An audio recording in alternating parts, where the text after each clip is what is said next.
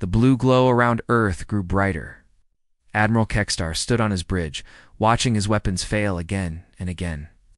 Every shot his fleet fired simply disappeared when it touched the strange energy field. "Sir, we have fired over 2,000 plasma bolts," reported his weapons officer. "None have reached the planet's surface." "Then we use bigger guns," Kekstar snarled. "Charge the main cannon. Full power." The Dominator's main weapon was a massive plasma cannon that could crack a moon in half. The energy buildup took several minutes. When it fired, the beam was so bright it lit up the entire solar system. The beam struck Earth's shield and vanished just like all the others. "This is not possible," Kekstar whispered. "What kind of technology is this?" On Earth's surface, the humans were not just defending, they were preparing to attack. In a secret facility beneath the Pacific Ocean, Dr. Lee Minho worked frantically at his control station. "The quantum field is holding perfectly," he reported to the command center.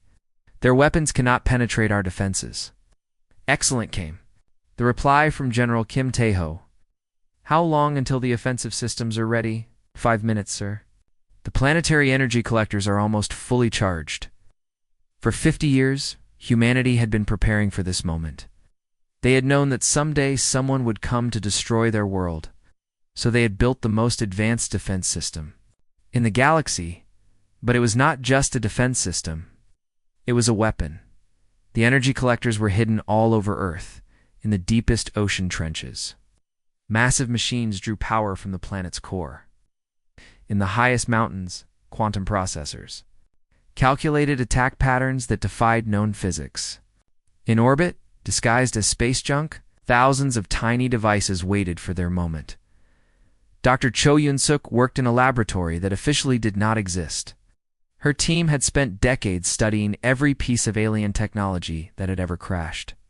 On Earth, they had learned to understand alien weapons, alien shields, alien weaknesses. "The targeting computers have locked onto every enemy ship," she reported. "We know exactly where to hit them." "What about their shields?" asked her assistant, Dr. Han Yujin. "Their shields are designed to stop energy weapons and physical projectiles. But they cannot stop what we are about to use." The humans had discovered something that no other species in the galaxy had ever found. They had learned to weaponize the basic forces of the universe itself. Their weapons did not just destroy matter. They unraveled it at the quantum level. In the Valoran fleet, panic was starting to spread. Admiral Kekstar called an emergency meeting of his ship captains. "Report," he demanded as their faces appeared on his screen. "Sir, our weapons are completely ineffective," reported Captain Zulanok of the battleship Terror. "The humans have some kind of perfect shield." "We should retreat," suggested Captain Morgoth of the destroyer Blade. "This is not a normal primitive world. They have technology we do not understand." "We do not retreat," Kekstar roared. "We are the Valoran Empire. We have conquered 47 worlds. We will conquer this one too." But Sir Zulanok protested. "If we cannot break their shields, then we will wait," Kekstar decided. "No shield can last forever. We will surround their world and wait for their power to fail, then we will destroy them." It was a reasonable plan. The Valorans had time and patience. They could wait for years, if necessary. But they would not get years, and they would not even get minutes. Deep beneath the Korean peninsula, the final preparations were complete. General Kim Tae-ho stood before a massive wall of displays showing every enemy ship in the solar system. Each ship was marked with targeting data, weak points, and destruction probability. "Sir, all systems are ready," reported Lieutenant Park. "Sujin, we can begin the attack at any time." Kim Tae-ho looked at the display for a long moment. 1,200 enemy ships. Millions of alien soldiers who had come to destroy his world. He felt no hatred for them, only sadness that it had come to this. "Begin Phase 1, he ordered. The attack began not with explosions or energy beams, but with something far more subtle. The quantum field around Earth began to change. Instead of just protecting the planet, it began to reach out into space. On the Valoran ships, strange things started happening. Control panels began sparking. Computer systems started giving error messages. The artificial gravity fluctuated, making the crews stumble and fall. "What is happening?" Kekstar demanded. Unknown, sir. Our systems are failing one by one. It appears to be some kind of interference. From where? From the planet, sir. Are broadcasting some kind of quantum signal. The humans were not attacking the Valoran ships directly. They were attacking the fundamental forces that held the ships together. They were changing the quantum fields that made the alien technology. Work. Captain Yoon. Jameen watched the battle from the Earth Command Center. Phase 1 is successful. Enemy ships are losing power and maneuverability.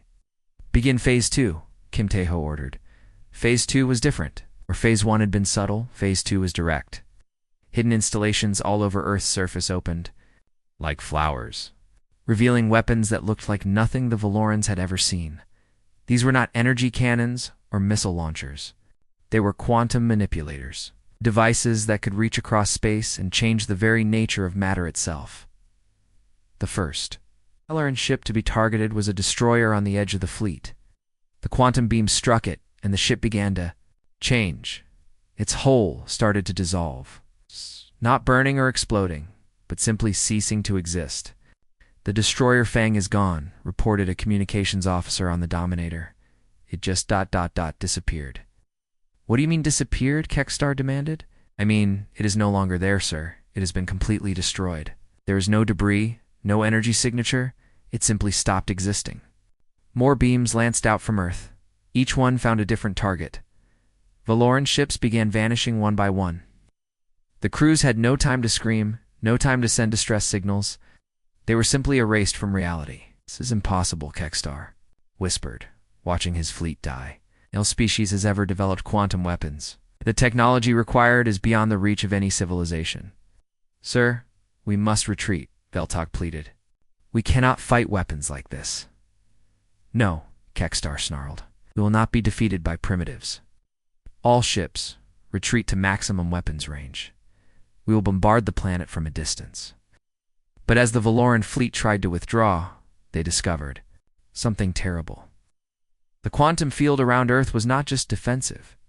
It was also a trap. Sir, we cannot move, reported the navigation officer. Our engines are not responding. We are being held in place by some kind of gravity field. The humans had not just built weapons. They had built a cage. The entire solar system had become a prison, and the Valorans were the prisoners. Sir, incoming transmission from the planet, the communications officer reported. Put it on screen, Kekstar ordered.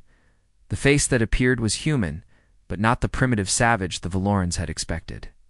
This was General Kim Tae-ho, and his eyes held the wisdom of ages. Admiral Kekstar, of the Valoran Empire, Kim said calmly. I am General Kim Tae-ho, Supreme Commander of Earth Defense Forces. You have exactly 10 minutes to surrender unconditionally. We'll never surrender to primitives, Kekstar spat. Then you will die, Kim replied simply. But before you do, you should know the truth. We are not primitives. We have been watching your empire for 50 years. We know everything about you, your weapons, your tactics, your home worlds. We have been preparing for this moment. Impossible, Kekstar whispered. In 8 minutes, we will demonstrate just how wrong you are about humanity. Your fleet will be destroyed. Your empire will fall. Your species will learn to fear the name of Earth. The transmission ended, leaving the Valorans in stunned silence. They had come to conquer a primitive world. Instead, they had found the most advanced civilization in the galaxy, and they had just declared war on it. The countdown had begun. 8 minutes until humanity showed the galaxy what real power looked like. In the command center deep beneath Earth, Dr. Cho Yoon-suk placed her hand on the activation switch. Are you ready? Asked General Kim Tae-ho. Yes. Sir, all systems are fully charged. The quantum field generators are synchronized. The dimensional anchor points are stable. And the civilian population is protected by the same field that will destroy the enemy. Every human on Earth is safe. Kim Tae-ho nodded. Then begin the final phase. Show them what happens when you threaten humanity. Dr. Cho pressed the switch. The effect was immediate and terrifying. Every Valoran ship in the solar system suddenly found their instruments screaming warnings. Space itself began to bend and twist around them. The laws of physics that they had always trusted were breaking down. What is happening? Admiral Kextar screamed as his flagship shook violently. Unknown, sir, his science officer replied, terror in his voice. The quantum fields around us are becoming unstable. Space-time itself is being manipulated. That is impossible. No species has ever learned to control space-time. Tell that to the humans, sir. On Earth, the true defense system was finally revealing itself. What the Valorans had thought was a primitive world was actually a fortress that had been 50 years in the making. Every mountain, every ocean, every continent hid weapons that could reshape reality itself. The first wave of the attack came from installations hidden in the Himalayan mountains. Massive energy collectors that had been disguised as research stations suddenly opened, revealing quantum cannons that could fire across galactic distances. Captain Yoon. Jamin watched the tactical display as the weapons came online. All mountain installations are ready. Target the command ships first. Understood, replied Colonel Song Ha-young from the orbital command station. Let them watch their fleet die before they join it. The quantum cannons fired. The beams that emerged were not like any weapon the Valorans had ever seen. They were pure energy, but they moved through space-time itself, arriving at their targets. Instantly, the first beam struck the Valoran battleship Crusher. The ship's mighty shields, which had never been breached in 3 centuries of warfare, simply vanished. The quantum energy tore through the hull like it was made of paper. The Crusher is gone, reported a communications officer on the Dominator. No explosion, no debris, it just ceased to exist. How many ships have we lost? Kextar demanded. 57 so far, sir. The rate is increasing. The second wave came from the ocean depths. Hidden in the deepest trenches, humanity had built manufacturing plants that could create weapons faster than any mind could calculate. Now those plants opened, releasing swarms of hunter-killer drones. Major Lim Ji-jun watched from the underwater command center as the drones deployed. Wave 2 is away. 3,000 units, each equipped with quantum disruptors and adaptive AI. The drones were small, no bigger than a basketball, but they moved with impossible speed. They swarmed through the Valoran fleet like angry insects, their quantum weapons making short work of alien armor. Sir, we are being attacked by small ships, reported the tactical officer on the Dominator. They are too fast to target. Use the point defense systems, Kextar ordered. We are trying, sir, but they seem to learn from every attack.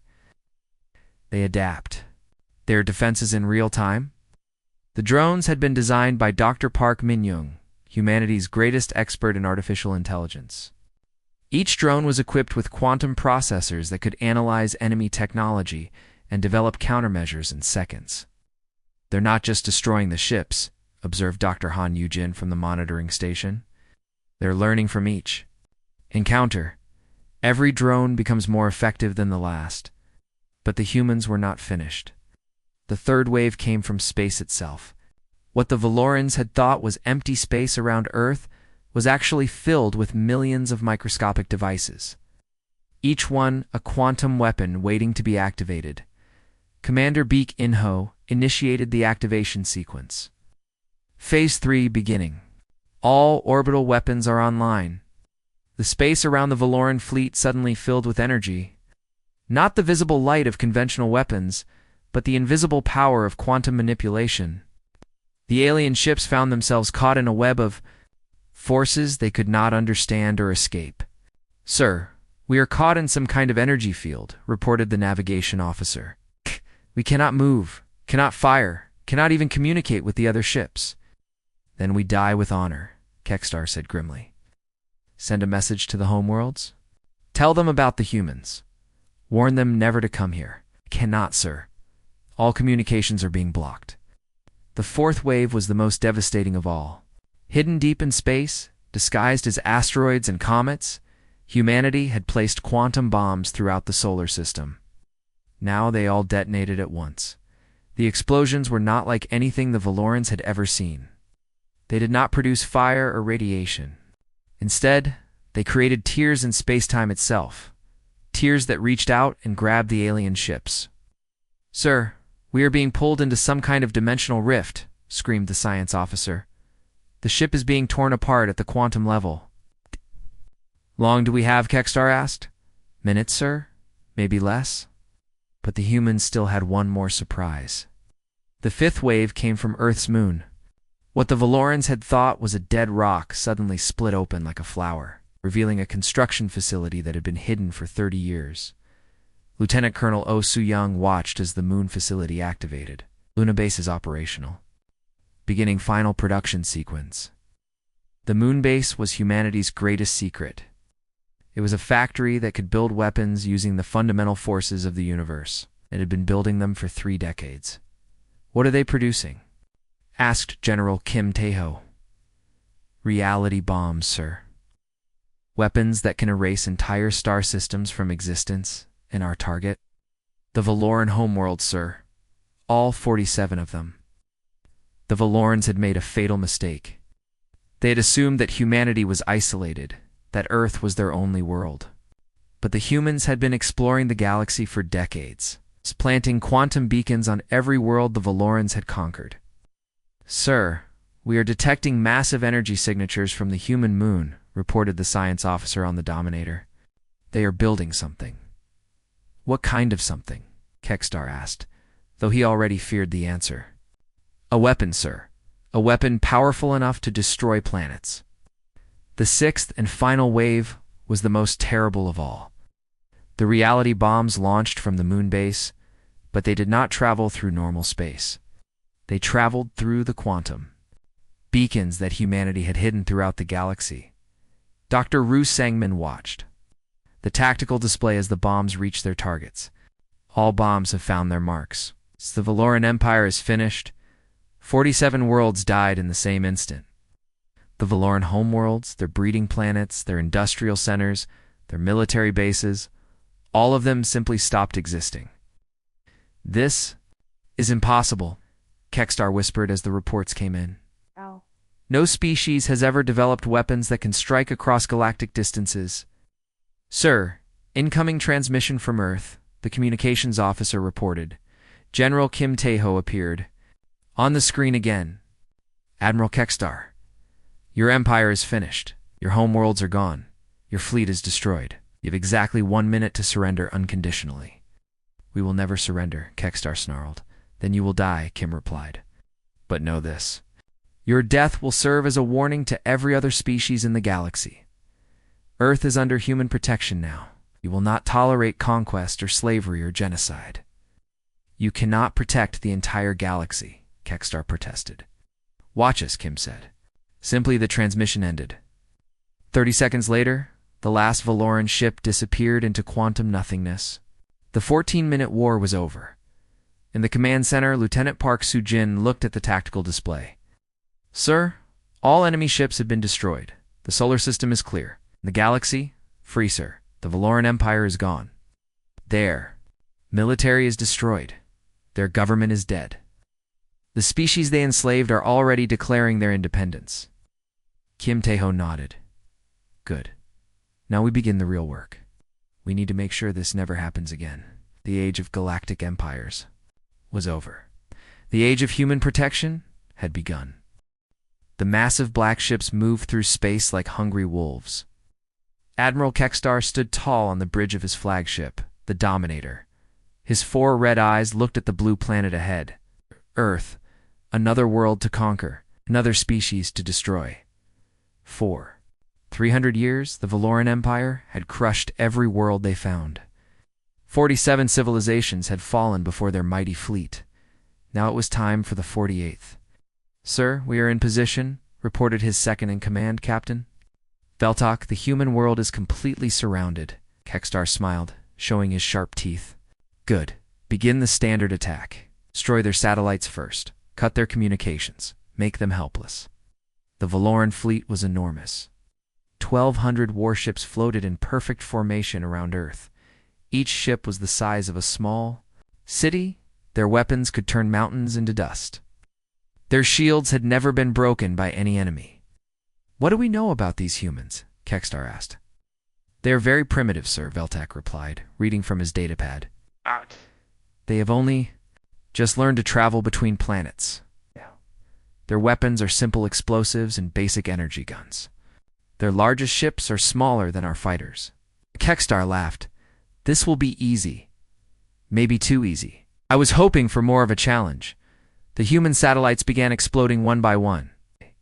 The Valorans used precise laser beams to destroy them. Soon, Earth had no way to communicate with space.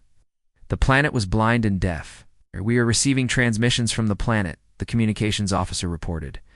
Put it on the main screen, Kextar ordered.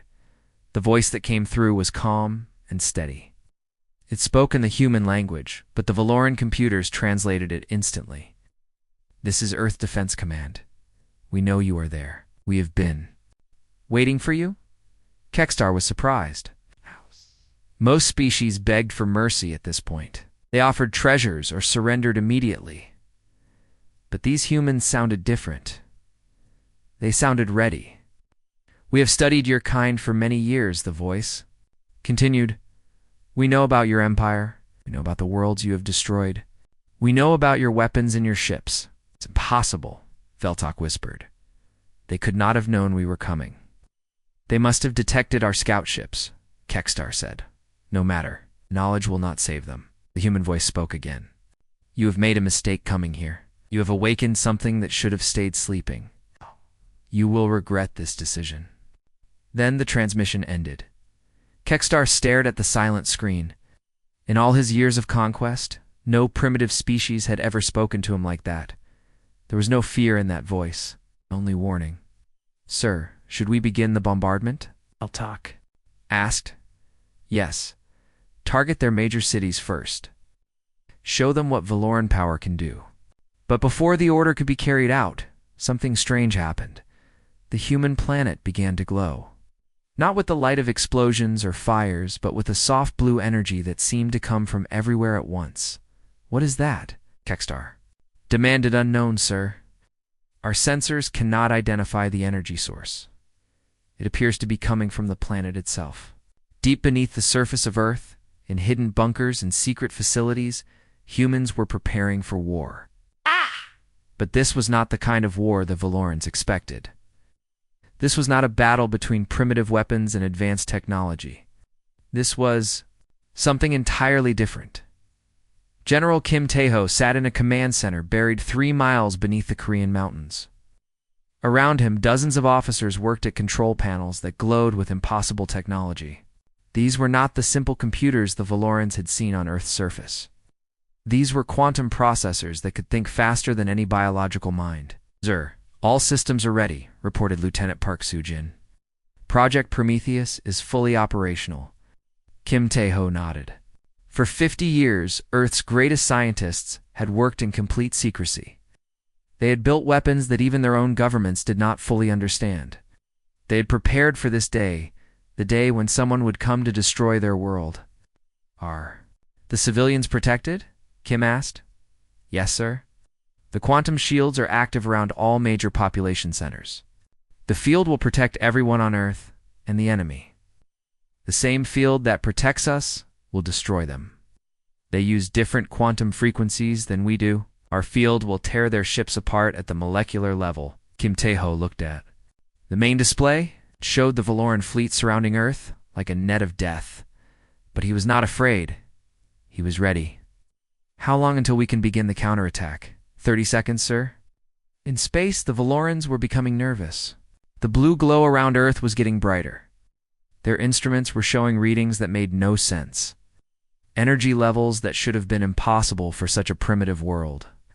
Sir, I recommend we withdraw to a safe distance, Veltok suggested. Something is not right here. Nonsense, Kextar snapped. They are trying to frighten us with some kind of light show. Begin the bombardment immediately. But even as he gave the order, Kextar felt a chill of fear. The human voice had been so confident, so certain. What if they really did know something? The Valorans did not? The first Valoran plasma cannon fired. A beam of pure energy shot toward Earth, powerful enough to destroy an entire city. But when it hit the blue glow around the planet, something incredible happened. The energy beam simply disappeared. It did not bounce off or get absorbed. It just stopped existing. What happened? Kextar roared. The beam has been completely neutralized. Sir, it's as if it never existed. More cannons fired. Hundreds of energy beams struck the blue field around Earth. All of them vanished without a trace. "This is impossible," Kextar whispered. "No species has ever developed shields this advanced." Deep in his bunker, Kim Tae-ho watched the Valoran. "Attacks fail. They're testing our defenses." "Good. Let them waste their ammunition." "Sir, should we begin our attack?" Park Soo-jin asked. "Not yet. Let them think they understand what they're facing. Let them think this is just about defense." Kim Tae-ho smiled grimly. The Valorans had no idea what was coming. They thought they were fighting a primitive world with some advanced shields. They had no idea they were about to face weapons that could rewrite the laws of physics. The battle for Earth was about to begin. But it would not be the battle anyone expected. 3 months after the 14-minute war, the galaxy was a very different place. Captain Sung Hai-won stood on the bridge of the Prometheus as it approached the former Valoran capital world. What she saw amazed her. The planet that had once been the center of a brutal empire was now rebuilding itself.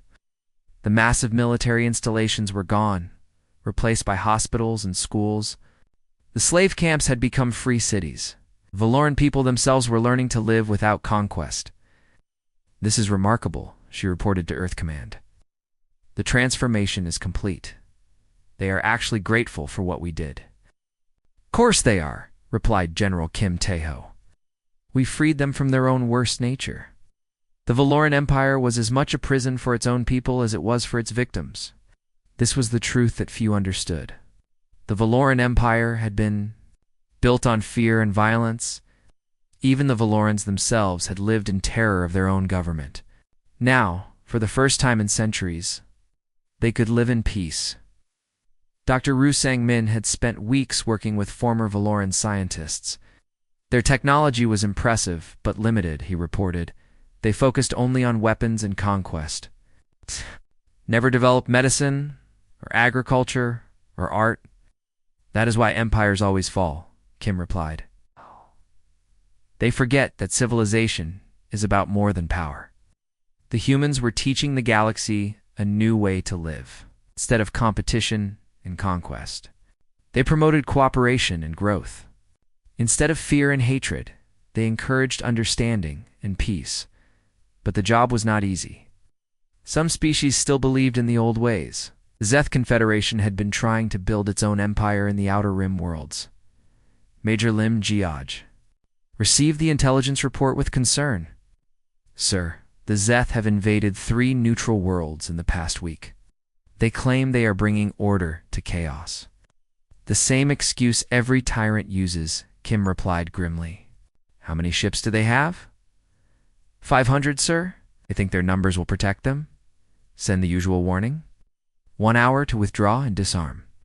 The Zeth response was arrogant and foolish. "We do not recognize human authority. We will govern our own region as we see fit." Punishment was swift and absolute. The entire Zeth fleet was destroyed in less than 5 minutes. Their military leaders were transported to Earth for trial. Their conquered worlds were freed immediately.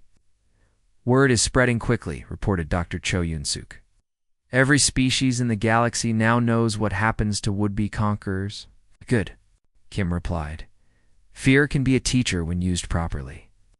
But the humans were not just using fear. They were also offering hope. The Galactic Aid program had delivered food and medicine to over 200 worlds. The technology sharing initiative had helped dozens of species develop clean energy and advanced agriculture. Captain Yoon, Jamin commanded one of the aid ships. "The response has been overwhelming," he reported. "Every world we visit asks how they can join the new galactic community." "Tell them the requirements," Kim replied. "No slavery, no conquest, no genocide. Help your neighbors instead of fighting them." It is really very simple. Most species embraced the new order quickly. They had lived under the threat of conquest for so long that peace seemed like a miracle. But some needed more convincing. The Threx Republic had been trying to expand its territory through economic warfare. It would loan money to struggling worlds, then demand military bases as payment when the loans could not be repaid. Commander Beaconho brought this to Kim's attention. It is conquest by another name, sir. They are building an empire through debt instead of war. Clever, Kim admitted, but still unacceptable. Send them a message. Tell them to forgive all outstanding debts and close their military bases. If they refuse, then they will learn that there are many ways to destroy an empire. The Threx did refuse, confident that their economic power would protect them. They were wrong. The humans simply canceled their debts with a galaxy-wide financial restructuring that left the Threx Republic bankrupt overnight. How did you do that? Demanded the Threx ambassador when he arrived on Earth. Ow. We control the quantum communication network, Dr. Park Min-young explained. All galactic commerce flows through our systems. We can reshape the economy with a few commands. That is economic terrorism, the ambassador protested. No, Kim corrected. That is justice. Your people were using debt as a weapon. We simply removed that weapon from your hands. The galaxy was learning that human power was not just military. They controlled communications, transportation, even the flow of money. Any species that tried to build an empire would find their efforts quietly sabotaged. But the humans were not tyrants. So they used their power to protect, not to control. Species that followed the new rules were left alone to govern themselves as they saw fit. The Altair Federation had developed a unique form of democracy, where decisions were made by computer instead of politicians. The humans found this fascinating, but did not interfere. As long as they do not harm others, they can govern themselves however they choose, Kim explained to his staff. Diversity makes the galaxy stronger. The crystal beings of Rigel had no government at all. They lived as individuals, each one making decisions only for themselves. This too was acceptable to the humans. Freedom means the right to be different, Dr. Lee Min-ho observed. The Valorans tried to make everyone the same. We celebrate differences. By the end of the first year, the new galactic order was firmly established. Over 3,000 worlds had joined the Galactic Peace Accord. Trade was flowing freely between species that had once been enemies. Art and culture were being shared across vast distances, but the humans remained vigilant. They knew that peace was fragile and that there would always be those who dreamed of conquest. Lieutenant Nemhet Park Soo-jin monitored the quantum surveillance network from Earth Command. Sir, we are detecting unusual military activity in the Omega sector. The Krell are building new warships. How many? Kim asked. 2,000 so far, sir. They are using a new alloy that is harder to detect, but not invisible to quantum sensors, Kim noted. Send them a message. Ask them to explain their military buildup. The Krell response was defensive. We are only defending ourselves. We have the right to build ships for protection. Protection from whom? Kim asked. There are no threats in your region. Your neighbors are all peaceful. We do not trust the humans, the Krell admiral replied. You have too much power. Someone must be ready to resist you if you become tyrants. Kim considered this carefully. It was a reasonable fear. The humans did have enormous power, and power could corrupt even the best intentions. Very well, he decided. You may keep a defensive fleet. But if those ships leave Krell space, we will consider it an act of aggression. And what gives you the right to make such rules? The Krell demanded. The same right that parents have to stop children from playing with fire, Kim replied. We have seen what happens when species are allowed to build empires unchecked. We will not allow it to happen again. This was the reality of the new galaxy. The humans had become its guardians, whether by choice or necessity. They had the power to enforce peace, and they had the will to use it. Dr. Han Yuzhen worried about the long-term implications. What happens when we are gone? What happens if humanity itself becomes corrupt? Then the galaxy will find new guardians, Kim replied. Power must always be checked by other power. That is the only way to prevent tyranny. The humans had already begun planning for this possibility. They were training representatives from other species in the use of quantum technology. Slowly, carefully, they were sharing their power with those they trusted. The goal is not human dominance, Kim explained. To the Galactic Council, the goal is galactic freedom. If we succeed, humanity will eventually become unnecessary. But that day was still far in the future. For now, the galaxy needed its human guardians. The peace was too new, too fragile to survive without protection. Major Shindong Wu established the final monitoring station in the Galactic Rim. All sectors are now under surveillance, sir. Any species that tries to build an empire will be detected immediately. Excellent, Kim replied. But remember, we are not looking for enemies. We are looking for friends who have lost their way. Humans had learned the most important lesson of all. Power without compassion was tyranny. Force without wisdom was brutality. They would use their strength to protect the weak, not to dominate them.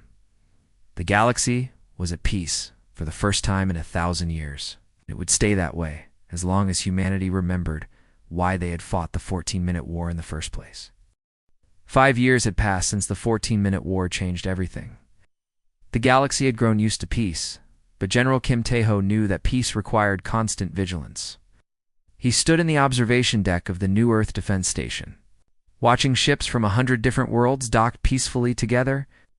"Sir, the annual Galactic Council meeting is about to begin," reported Lieutenant Park Soo-jin, now promoted to colonel after her excellent service. "Any problems we need to discuss?" Kim asked. "Only one, sir. Some species are asking when humanity will step back and let them govern themselves completely." Kim smiled sadly. It was a question he had been expecting for years. "Tell them the truth. When they no longer need us to keep the peace?" The Galactic Council had grown from a small meeting of freed slaves to a massive organization representing over 5,000 worlds.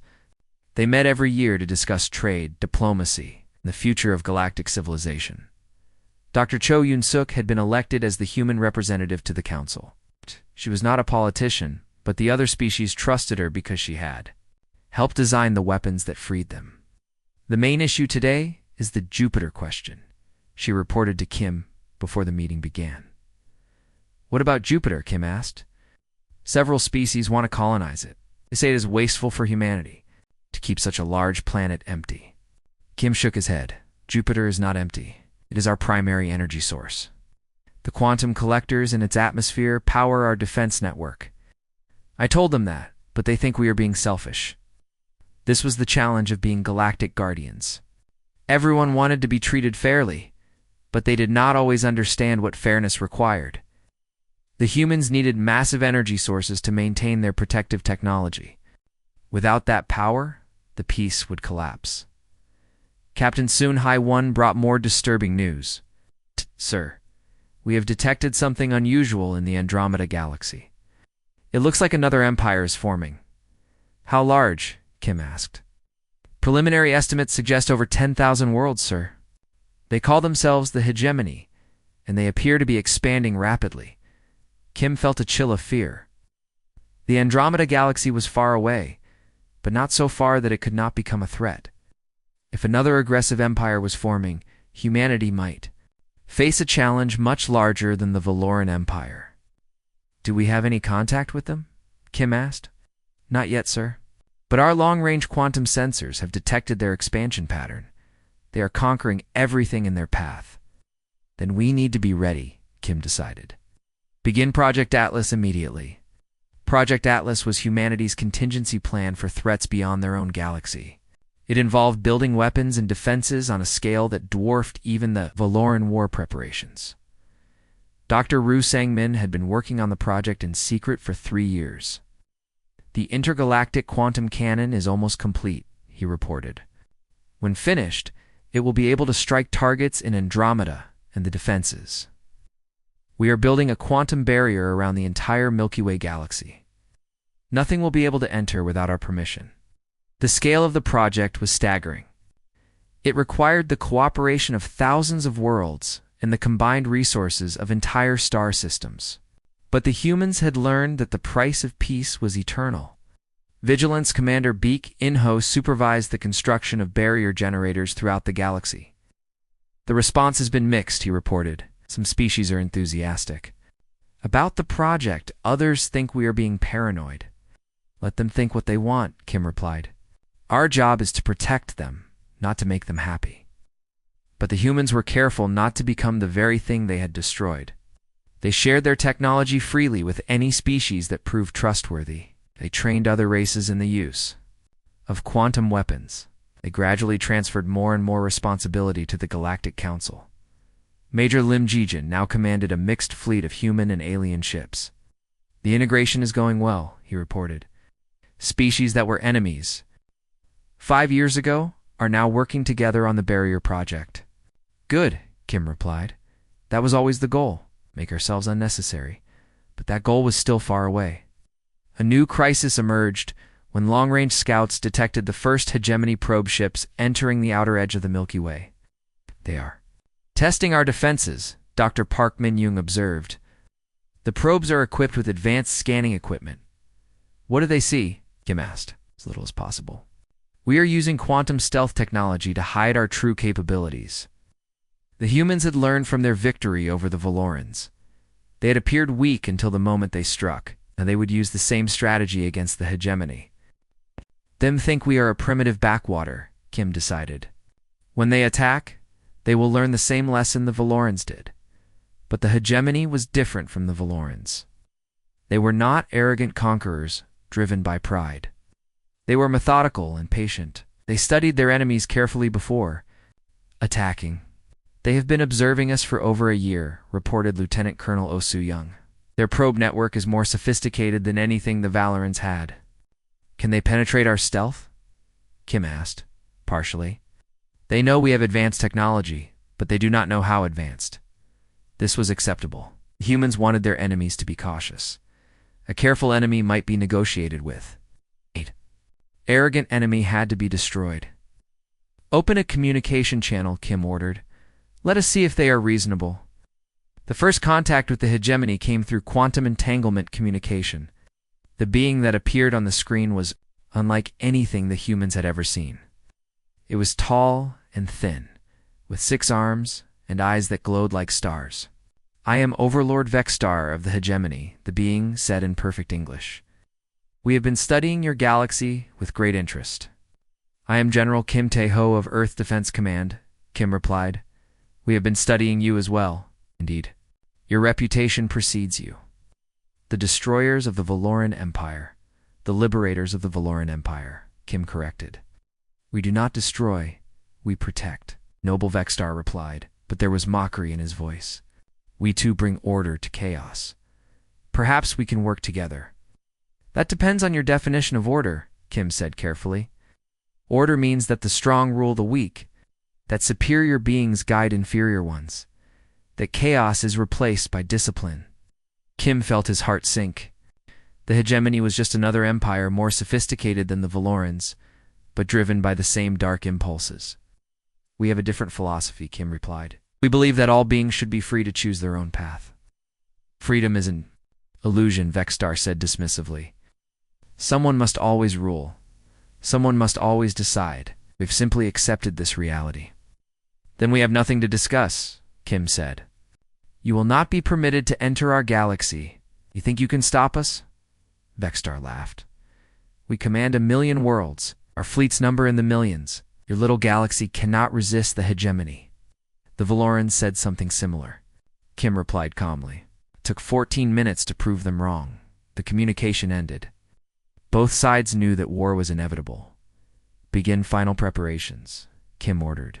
Alert all allied worlds. Activate all defense systems.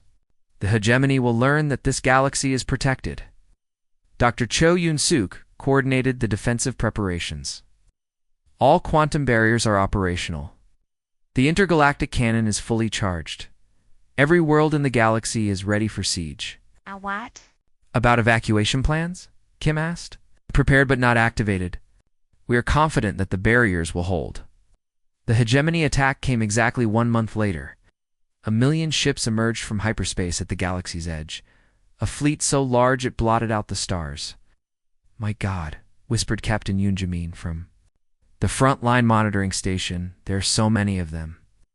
Numbers do not matter, Kim replied calmly.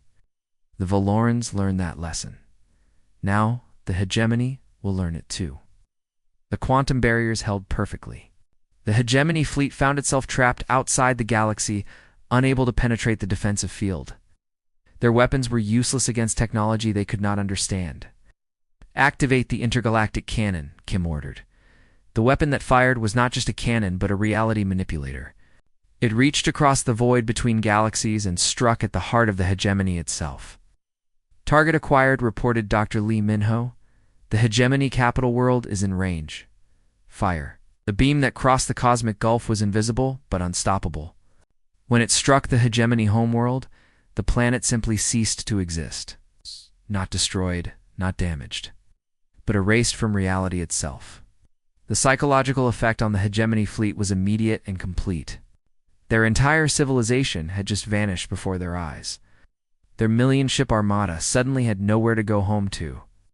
Surrender, Kim broadcast to the trapped fleet. Your empire's finished. Your leaders are gone. You can join us in peace, or follow them into oblivion. The response was swift and total.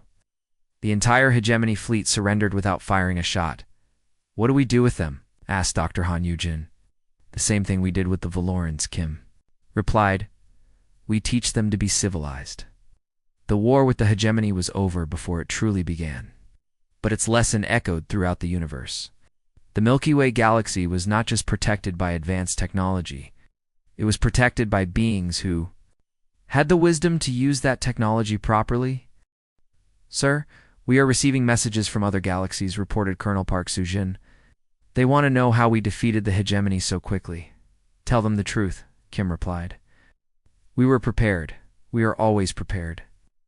And we will always protect those who cannot protect themselves. The age of galactic empires was truly over. The age of universal peace had begun. Earth stood at its center, not as ruler but as guardian, watching over a cosmos that had finally learned to choose. Cooperation over conquest? The 14-minute war had ended in 14 minutes. But its legacy would last forever.